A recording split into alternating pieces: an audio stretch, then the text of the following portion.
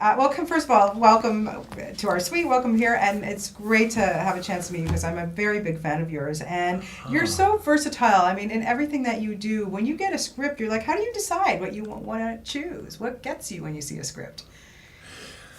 Wow, that's wow. What a great question. I have to have a visceral reaction, like a physical kind of connection to something that I'm reading. With this script with Edwin Boyd, I read it and I don't know. I just kind of felt something for Lenny, and I was like, wow.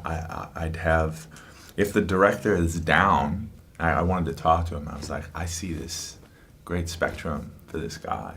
He's like the alpha in the prison, and yet I think he's the guy that'll sing to the love of his life. Yeah. And he was like, sing to her? I was like, yeah. I was like, why not? Why can't he be super romantic and be the baddest dude on the block too? Yeah, for sure. Did you know anything about the Edwin Boyd gang? I mean, you're a Canadian guy. Like, did you? Because I'm born and bred Toronto, and I didn't know anything about these guys. No, I didn't know. I received my education from Nathan's beautiful script, and then the all the research that came thereafter. Yeah, and so what did you, when you started reading and getting to know Lenny, how did you pull it off so well?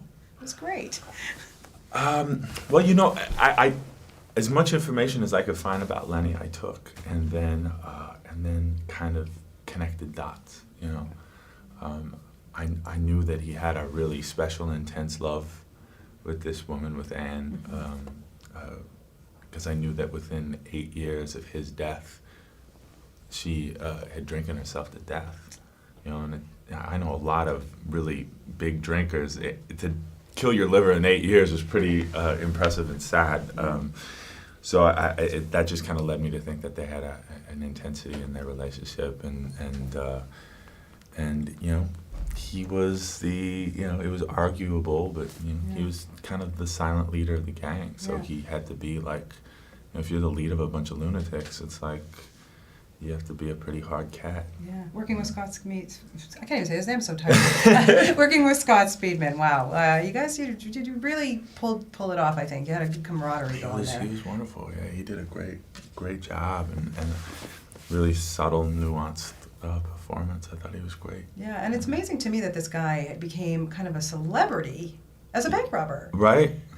Well, it was during a time where the Depression and all the papers were competing for coverage. Who's going to buy the papers? Right. So it's that whole fear-fueled thing. Holy God, these guys are crazy. They're going around. They're dangerous. And I've had people who lived in that era come up to me and tell me that they were so terrified. They were children at the time, and they remember the stories, and they would hide in their bedroom closet saying, oh my God, I hope the Boyd gang doesn't come in and rob us, It was really, really fantastic, mythical kind of these huge, larger-than-life characters at the time. And I was joking around Scott just earlier, because what cracked me up, especially with your character, you're in jail the first time with him, and you pull out this out of your fake foot, the knife to and you make it. He goes, "We're going to break out," and Scott, and Edwin looks at you like, "What?" And he goes, "Yeah, the bars are like butter." And I go, "I really hope that they've improved things in the Don jail." Right? Kids. Yeah.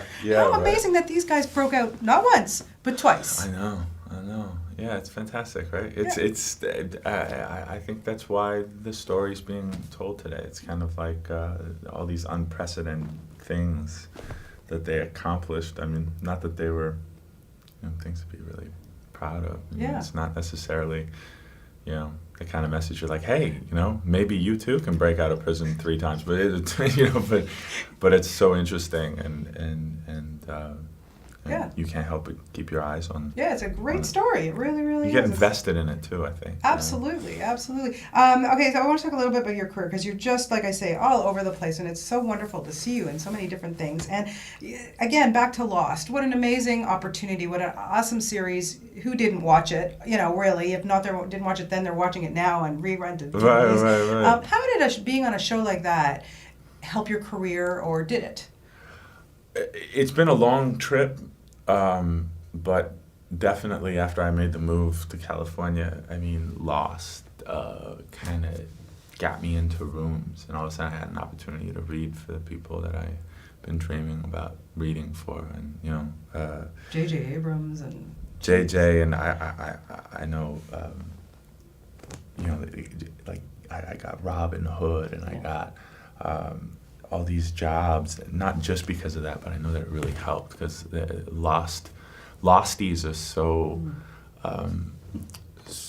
like passionate about the show and about what happens in the show, and I had people like coming up to me in the streets and like kind of like yelling at me but smiling, and we hate you but we love you. It's fantastic. It's so great. Cool to have that kind of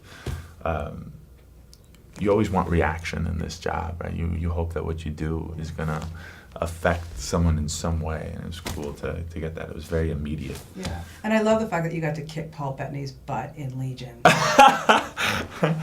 Oh my God, yeah, but he wins in the end. Well, but big deal. But I did kick his ass. You did kick his ass. How about Okay, that? I know you're coming back to Toronto a few weeks about Real Steel, so I Yeah. will be talking to you about Oh, that, and I awesome. cannot wait. But 2 words: Hugh Jackman. Hugh Jackman, I thought I was a really nice guy, like a really nice Canadian boy. I thought, wow, I must be up there when it comes to levels of nice. Hugh Jackman completely makes me look like an a-hole because he's the nicest man I've ever met, and so talented and gracious. And I've been fortunate enough to do 2 movies with him now. And Yeah, Wolverine. Yeah, Wolverine. We had a ball on that. And then when I got cast in this, Sean Levy actually called him and said, look, I know we were going to go with this guy, but this guy, Kevin Durand, came in today. And he was like, sign him up, offer it to him right now. So I was very lucky. That's yeah. awesome. And quickly, Cosmopolis, working with David Cronenberg. Can you just tell me a little bit about what you do in that? Wow. Yeah, that one was a trip. I put that audition on tape in my hotel room in Sault Ste. Marie when we were doing Edwin Void. And what a trip to get that phone call, and coming here to Toronto and shooting with him was such a treat. He's such a calm, cool, collected commander who knows exactly what he wants and does it in such a calm way that you can't help but sit back and go, when I grow up, I want to be like him. So I'm trying to be mindful of that every day, to try to like pursue my art in such a calm, collected, laser beam manner. Well, you're doing an amazing job. Like Oh, I say, we're trying. big We're doing our fan. best. Thank you so much for Thank stopping you. by. Great luck with Edwin Boyd. I hope people really see this because it's a Thank really you. good film. And I'll be talking to you in a couple of weeks, so we'll be old Awesome. pals by then. Awesome. So We'll see you then. lovely to meet you. Thanks, Awesome. Kevin.